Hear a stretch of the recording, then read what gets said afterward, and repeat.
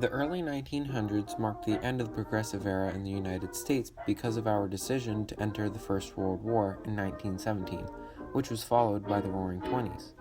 With the war bringing a rise of propaganda upon the United States and the Roaring Twenties causing a boom in products and goods, advertisement was bound to come with it all. The progression of society standards and advertising during the early 1900s had a great effect on people. We've grown and educated ourselves about the issue of social degrading and now know what is and is not acceptable. There were very high expectations of women back then to look good and only care about what others are thinking of them, and not to worry about how they felt. There were ads that aren't as degrading as others and are actually similar to ads today. This ad titled "Give Your Face and Throat This Thrilling Beauty Lift" in an all boldface type is produced by the Edna Wallace Hopper's company, from Edna Wallace Hopper. She was an actress before opening her cosmetic company. Under the eye-catching title of this advertisement are 3 pictures. You may notice how the woman on the left, who is depicted as before, looks nearly miserable, but in contrast, the woman on the right, depicted as after, is joyful and happy. We do see this even today, most commonly in dieting or weight loss ads. One thing we haven't grown from. Can women in this great in-between class be as strikingly attractive as the more pronounced types? This is one of the first things that will lash out towards the reader. Today, when we read this, we are able to recognize how ridiculous this sentence is. We have been able to look back and educate ourselves about what can be acceptable.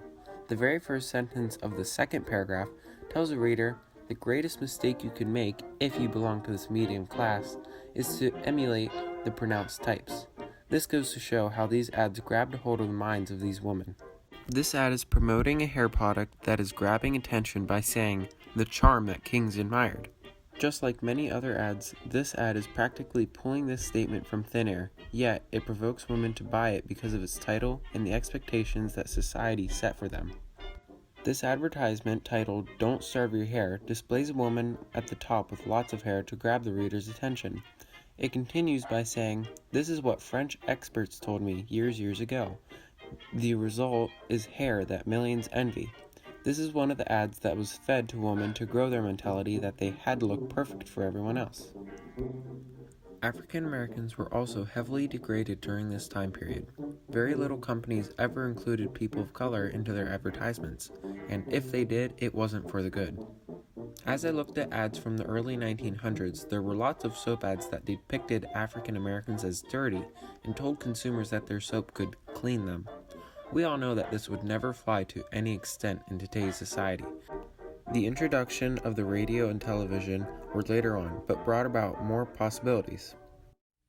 For your Thanksgiving pleasure, the Coca-Cola Company and the bottlers of Coca-Cola bring you the television premiere of Edgar Bergen with Charlie McCarthy.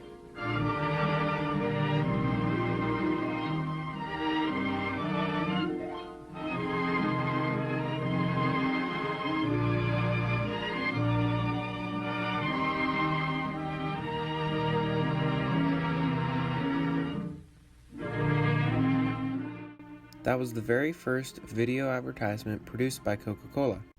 There were lots of strategies used by big corporations to sell their products. From the History Channel, I learned that the Heinz Ketchup Company had many competitors that falsely advertised their product, like telling people it could cure sicknesses. This resulted in the Food and Drug Act passed in 1906, which states, "For preventing the manufacture, sale, or transportation of adulterated or misbranded or poisonous or deleterious foods, drugs, medicines, and liquors." In order to further my research and ideas about advertising, I was able to interview Kate Rule. She's been working in the advertising industry for 10 years. She sells commercial roofing products. I asked Kate if her opinion about ads that she sees today has changed because of the job she has. She responded with absolutely. She learned more about how advertising is done and how it pulls people in. I then asked her why she chose this as her job. She responded with, "It's fun and different. The goal is to make the audience do what you want and hopefully have it lead to sales." She uses primarily graphics that are engaging and attention-grabbing. I then asked her if she has certain demographics that she is trying to reach, and how she adjusts her marketing and advertising campaigns to reach those demographics. She said that she usually targets people ages 18 to 50 or 60. It's a large audience and primarily males.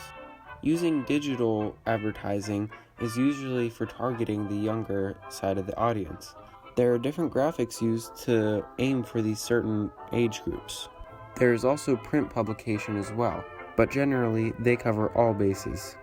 Kate also added that although they stay with print advertising, there is a shift towards digital marketing. Social media makes it a lot easier to target a specific audience because of all the information you can provide on it. Kate agrees that advertising has dramatically changed in the past 100 years. She told me that although there isn't much change within her own company, she noticed that other companies are willing to add more diversity into their advertisements, although she thinks that we could do more. After this, she continued by describing a project that Coca-Cola did near India to bring people together. This was a great example of how we've grown from our past. I went to the Cumberland County Historical Society while I was conducting my research in order to set a firm base as to what I would be looking into. There, I was able to gather a few advertisements from our own town, Carlisle. Now that I have done plenty of research, I better understand what the advertisements were trying to do. I questioned them because I had no idea that they were giving bogus information just to sell their products to the hungry consumers. There were two advertisements that jumped out at me at the Historical Society. One of them was from March 3rd, 1923. It explains that people should stop eating a lot of meat and cut down on alcohol and instead drink water with the tablet that they are producing. Whether or not this tablet actually worked, I don't know. But during this time, there were lots of fake ads. This advertisement, also from Carlisle, is trying to sell another health-related product. It uses wavy text to catch the attention of anybody reading through the newspaper and displays a very fashionable woman at the top.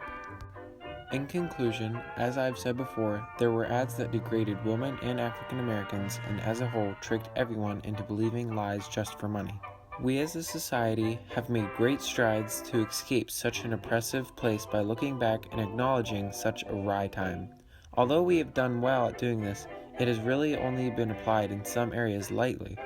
It would be difficult to go back to a society where women are constantly being put down as just housewives, and African Americans oppressed by society. Luckily, the Roaring Twenties and a bit of time before that are able to bring about change for both women and African Americans with the passage of the 15th and 19th Amendments through suffrage.